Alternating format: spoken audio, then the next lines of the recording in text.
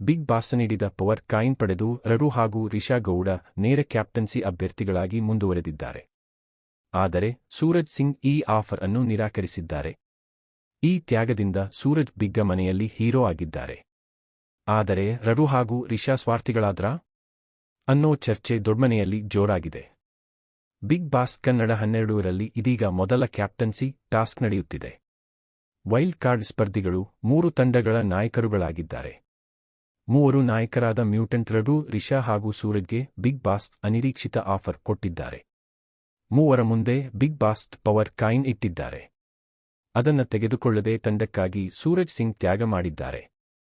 ಹೌದು, big boss power ಕಾಯಿನ್ಗಳನ್ನು ತೆಗೆದುಕೊಂಡರೆ ಮಾತ್ರ ನೇರವಾಗಿ ಕ್ಯಾಪ್ಟನ್ಸಿ ಅಭ್ಯರ್ಥಿಯಾಗಬಹುದು.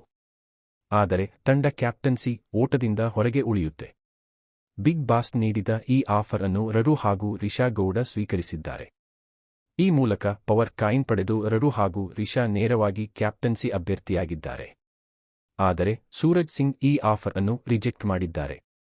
ತಂಡ ಮುಂದುವರೆಯಲಿ ಎಂದು ಸೂರಜ್ ಹೇಳಿದ್ದಾರೆ. ತಂಡಕ್ಕಾಗಿ ಸೂಪರ್ ಪವರ್ ತ್ಯಾಗ ಮಾಡಿ ಇತರೆ ಸ್ಪರ್ಧಿಗಳಿಂದ ಬಹುಪರಾಕ್ ಹಾಕಿಸಿಕೊಂಡಿದ್ದಾರೆ ಸೂರಜ್ ಸಿಂಗ್. ಸ್ವಾರ್ಥಿಯಾಗಿ ಯೋಚಿಸಿದ್ರಾ ರಘು, ರಿಷಾ? ಇನ್ನು ಪವರ್ ಕಾಯಿನ್ ಸ್ವೀಕರಿಸಿದ ರಘು ಹಾಗೂ ರಿಷಾ ವಿರುದ್ಧ ಇತರ ಸ್ಪರ್ಧಿಗಳು ಕಣ್ಣು ಕೆಂಪಗೆ ಮಾಡಿಕೊಂಡಿದ್ದಾರೆ. ಇದರಿಂದಾಗಿ ಬಿಗ್ ಬಾಸ್ ಮನೆ ರಣರಂಗವಾಗಿದೆ. ಹೌದು, ಪವರ್ ಕಾಯಿನ್ಗಳನ್ನು ಮುಂದಿಟ್ಟು ಈ ಪವರ್ ನಾಣ್ಯವನ್ನು ತೆಗೆದುಕೊಂಡರೆ ನೇರವಾಗಿ ಕ್ಯಾಪ್ಟನ್ಸಿ ಅಭ್ಯರ್ಥಿಯಾಗಿ ಆಗುತ್ತೀರಿ. ಆದರೆ ನಿಮ್ಮ ತಂಡ ಕ್ಯಾಪ್ಟನ್ಸಿ ಓಟದಿಂದ ಹೊರಗೆ ಉಳಿಯುತ್ತದೆಯೇ ಎಂದು ಬಿಗ್ ಬಾಸ್ ಹೇಳಿದ್ದಾರೆ. ಇದಕ್ಕೆ ಈ ಪವರ್ ಅನ್ನು ನಾನು ಸ್ವೀಕರಿಸುತ್ತೇನೆ ಎಂದು ರಘು ಹಾಗೂ ರಿಷಾ ಗೌಡ ಹೇಳಿದ್ದಾರೆ. ಇದರಿಂದ ಇತರ ಸ್ಪರ್ಧಿಗಳು ನೀವು ಒಬ್ಬರು ಹೋದರೆ ನಮಗೆ ಏನ್ ಸಿಕ್ತು? ಟೀಮ್ನ ಬಿಟ್ಟು ಹೋಗಿದ್ದೀರಿ ನೀವು ಸ್ವಾರ್ಥಿಗೆ ಎಂದೆಲ್ಲ ಬಿಗ್ಗ ಮನೆಮಂದಿ ರಿಷಾ ಹಾಗೂ ಮ್ಯೂಟೆಂಟ್ ರಘುಗೆ ಕೂಗಾಡಿದ್ದಾರೆ.